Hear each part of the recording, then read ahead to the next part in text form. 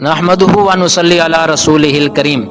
اعتکاف کی تین قسمیں ہیں، ایک واجب، ایک سنت اور ایک نفل۔ نفلی اعتکاف یہ ہے کہ آپ جب بھی مسجد میں آئیں نفلی اعتکاف کی نیت کر لیں، پھر جب جی چاہے آپ کا مسجد سے باہر چلے جائیں۔ اور واجب اعتکاف یہ ہے کہ آپ نظر مانیں کہ یا اللہ مجھے بیٹا دے یا میرا فلاں کام ہو جائے تو میں اعتکاف بیٹھوں گا، تو یہ واجب اعتکاف ہے اور اس کا پورا کرنا کیا ہے وہ ضروری ہے، اور واجب اعتکاف کے لیے بھی روزہ رکھنا ضروری ہے۔ اور ایک اعتکاف ہے سنت، اور یہ سنت اعتکاف وہ ہے جو صرف رمضان کے آخری عشرہ کا اعتکاف ہوتا ہے، اور 20ویں روزے کے سورج کے غروب ہونے تک آپ اعتکاف میں بیٹھ سکتے ہیں، اور اگر آپ نے سورج کے غروب ہونے کے بعد آپ آئے تو آپ کا وہ اعتکاف نفلی ہو سکتا ہے لیکن سنت اعتکاف نہیں ہوگا۔ اور یہ اعتکاف سنت علی الکفایہ ہے، یعنی اگر کسی بستی میں کسی محلے میں ایک آدمی بھی مسجد کے اندر آ کر بیٹھ گیا تو باقیوں کی طرف سے یہ کفایت کر جائے گا۔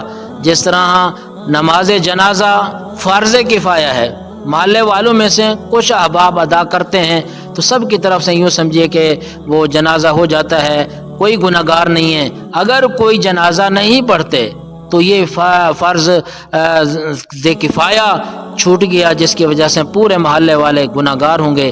اسی طرح جس بستی جس محلے میں مسجد ہے اور وہاں باجماعت نماز ہوتی ہے اور وہاں پر اگر کوئی اعتکاف میں کوئی بھی نہ بیٹھا تو پھر پورے محلے والے وہ گناہ گار ہوں گے۔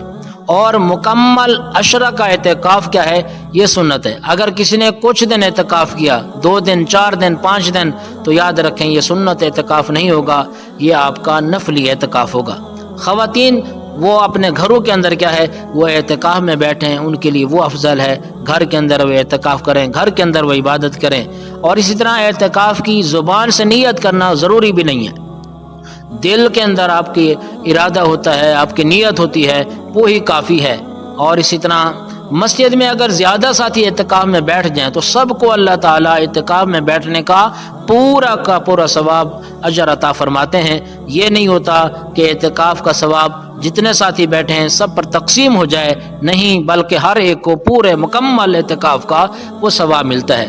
اور یہ بھی یاد رکھیں اعتکاف کے لیے روزہ رکھنا ضروری ہے۔ اگر آپ نے روزہ توڑ دیا، روزہ نہ رکھا، آپ کا اعتکاف کیا ہے وہ ٹوٹ جائے گا، آپ کا اعتکاف نہیں رہے گا۔ اس لیے اعتکاف کے لیے روزہ رکھنا بھی اہم ہے اور ضروری ہے۔ اور اسی طرح جس نے پہلے 20 دن روزہ نہیں رکھا لیکن اب وہ اعتکاف میں بیٹھنا چاہتا ہے، بیٹھ سکتا ہے، لیکن آخری عشرے کے اندر اس کو روزہ رکھنا کیا ہوگا وہ ضروری ہوگا۔ اور کچھ چیزیں ایسی ہیں جن کے جو جائز ہیں مسجد کے اندر، مثلا اعتکاف والے کے لیے مسجد کے اندر کھانا کھانا بھی جائز ہے، مسجد میں پانی پینا بھی جائز ہے، مسجد میں سونا بھی اس کے لیے جائز ہے، مسجد میں ضرورت کی بات کرنا جائز ہے، بقدر ضرورت کوئی بات کر سکتے ہیں، یہ جائز ہے۔ اور اسی طرح مسجد کے اندر اگر اعتکاف بیٹھنے والے کا یعنی وہ نکاح ہے، اگر وہ نکاح اپنا کرانا چاہتا ہے اس کا نکاح بھی ہو سکتا ہے، اور اگر وہ قاضی ہے نکاح پڑھانا چاہتا ہے اعتکاف میں بیٹھا ہے تو وہ نکاح پڑھا بھی سکتا ہے۔ اگر کوئی نکاح کی مجلس مسجد میں آ گئے، نکاح ہو رہا ہے، اعتکاف والا آدمی اس نکاح کی مجلس کے اندر کیا ہے وہ بیٹھ بھی سکتا ہے، یہ بھی جائز ہے۔ اسی طرح مسجد کے اندر اعتکاف والا آدمی کپڑے چینج کرنا چاہتا ہے، کپڑوں کو بدلنا چاہتا ہے تو یہ بھی اس کے لیے جائز ہے۔ اعتکاف میں بیٹھنے والا خوشبو بھی لگا سکتا ہے، بلکہ اچھی بات ہے خوشبو لگانا مسجد کے ماحول کے اندر۔ اسی طرح اعتکاف میں بیٹھنے والا مسجد میں تیل بھی لگا سکتا ہے، مسجد میں کنگھی بھی کر سکتا ہے، لیکن یاد رکھنا بال مسجد میں نہ گریں۔ کوئی کپڑا، کوئی چادر، کوئی رومال یہ سامنے بچھا دیں، گود میں اس کپڑے کو لے لیں، پھر کنگھی کریں تاکہ وہ بال جو ہیں نا وہ مسجد کے اندر نہ گریں، کپڑے کے اندر ہوں، اور پھر ان کو باہر جا کر کسی جگہ پر پھینک دینا ہے۔ اور اسی طرح کوئی ڈاکٹر ہے اعتکاف میں بیٹھا ہے تو کسی مریض کو اگر وہ چیک کرنا چاہتا ہے تو وہ کر سکتا ہے، پوری کلینک بنا کر نہیں بیٹھ سکتا۔ اگر کبھی کوئی مریض ہو گیا تو کوئی ڈاکٹر ہے تو وہ اس کو چیک کرنا چاہے تو یہ بھی اس کے لیے کیا ہے جائز ہے۔ اسی طرح اپنے برتن دھونا، اعتکاف والا آدمی اپنے برتنوں کو بھی کیا ہے وہ دھو سکتا ہے۔ اور اسی طرح جگہ بدل لینا، اس کے اندر بھی کوئی حرج نہیں. آپ نے ایک جگہ مخصوص کی, یہاں پر عبادت کی, یہاں پر بستر رکھا, پھر آپ نے کہا چلو میں دوسرے کونے میں جا کر بیٹھ جاؤں, اس کے اندر بھی گنجائش ہے, کوئی مسئلہ نہیں ہے. اور اسی طرح مسجد کے اندر اپنا برتن رکھنا, اپنا بستر رکھنا, اس کی بھی کیا ہے گنجائش ہے. اور اسی طرح تقاضے کے لیے مسجد سے باہر جانا, قضاء حاجت کی ضرورت پڑ گئی آپ کو تو مسجد سے باہر آپ کیا ہے وہ جا سکتے ہیں. آپ کو وضو کی ضرورت پڑ گئی, آپ مسجد سے کیا ہے وہ باہر وہ جا سکتے ہیں. غسل فرض ہو جائے, نوجوان کو احتلام ہو جائے, غسل فرض ہو جائے تو وہ کہ مسجد سے باہر جا کر غسل خانے کے اندر کیا ہے وہ غسل کر سکتا ہے. لیکن یاد رکھنا سنت غسل, سنت نماز جمعہ کے لیے غسل, تو اس کے لیے گنجائش نہیں ہے کہ مسجد میں اسپیشل غسل کے لیے جائے.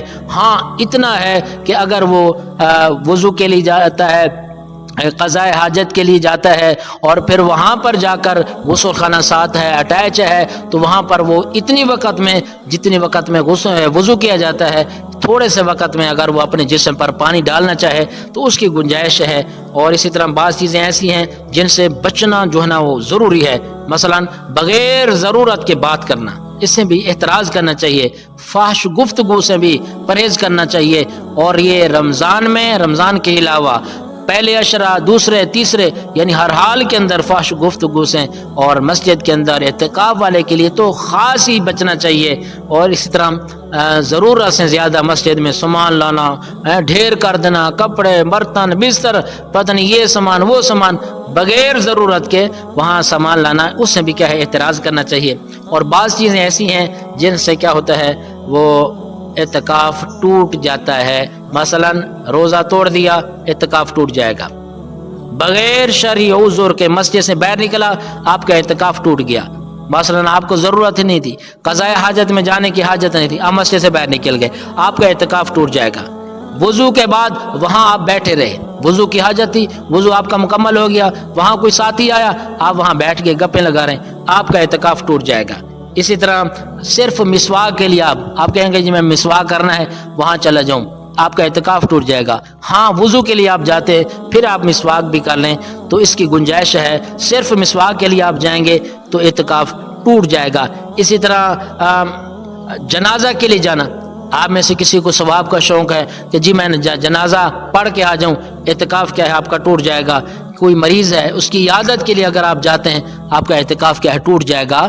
اعتکاف میں بیٹھنے والوں کے لیے اللہ کی طرف سے یہ بہت بڑا کیا ہے وہ انعام ہے کہ وہ عبادات, وہ نیک اعمال جو اعتکاف کے علاوہ لوگ کرتے ہیں, اعتکاف کرنے والے کو اللہ پاک وہ مسجد میں اعتکاف بیٹھنے کی برکت سے عطا فرماتے ہیں. مثلا اگر یہ اعتکاف میں نہ اٹھتا, یہ جنازے میں چلا جاتا, اس کو مسجد میں بیٹھنے, اعتکاف میں بیٹھنے کی برکت سے اللہ جنازے کا ثواب عطا فرماتے ہیں. یہ اعتکاف میں نہ بیٹھتا, مسجد سے باہر ہوتا, کوئی مریض ہوتا, اس کی عیادت کے لیے جاتا, اجر اور ثواب ملتا.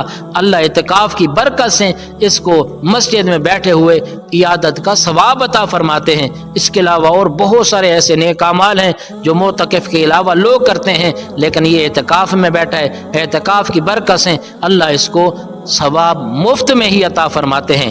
اللہ پاک ہم سب کو عمل کی توفیق عطا فرمائے.